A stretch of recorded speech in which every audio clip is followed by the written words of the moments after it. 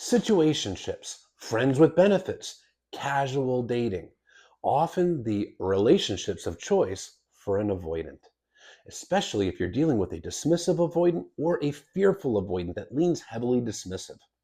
For fearful avoidants that lean anxious, this generally does not apply. So, why do they prefer this non commitment type of relationship?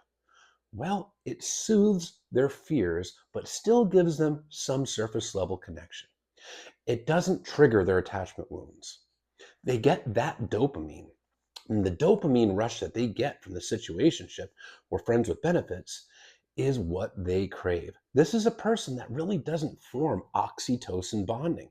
Oxytocin is the bonding hormone that goes off in the brain, especially early in dating.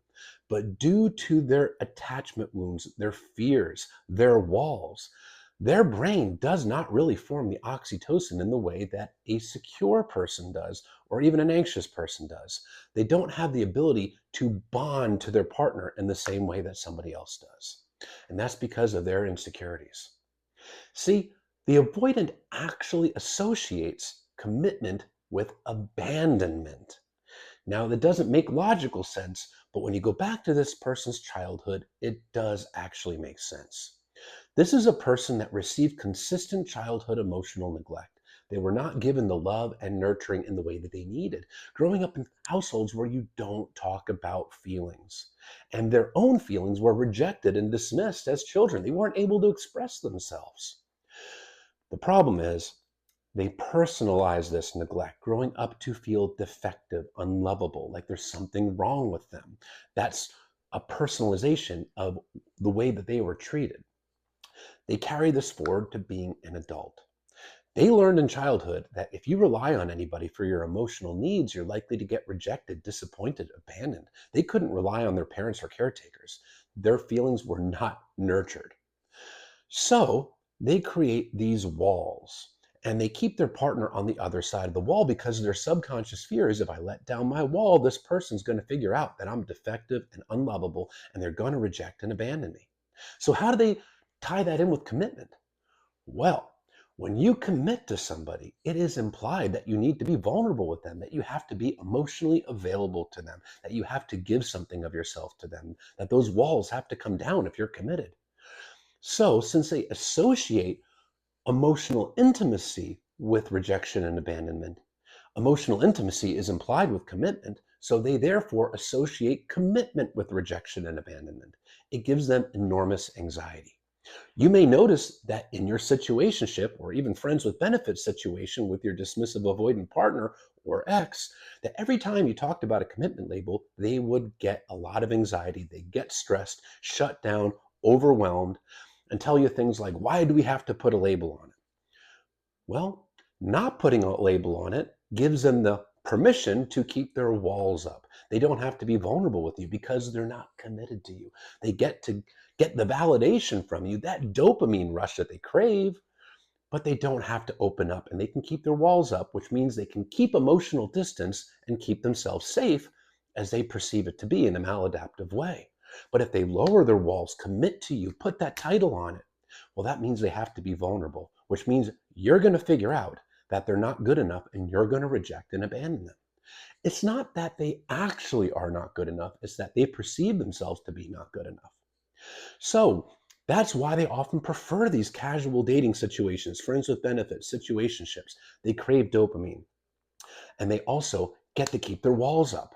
But they do long for connection and love at some level. So these very casual flings give them some sort of connection that they crave. It satisfies some sort of need for it. Not a deep need, but they are getting that attention. They're getting that validation, that external validation that they crave, and they're getting the dopamine rush that comes along with it. And dopamine is that feel good chemical that goes off in the brain whenever you're doing something fun, enjoyable, and that includes a romantic relationship when you're getting that kind of attention, whether it is emotional or physical attention. But that's why they can often spend a couple days with their situationship partner, go all in, act like they are a couple, but then they're gone for 4 or 5 days, creating their space, keeping emotional distance, putting no titles on it. And they're not really considering the impact that this has on the other person, because the other person is being strung along, constantly hoping that this will develop into a full-fledged committed relationship. But the avoidant, well, they're only thinking of themselves and whatever it is that they perceive they want, need, feel, or fear in the moment. They're not considering the needs and the feelings of the other person. A dismissive avoidant that is not working on themselves, that is not self aware, doesn't really have the capacity to consider the feelings and the needs of their partner.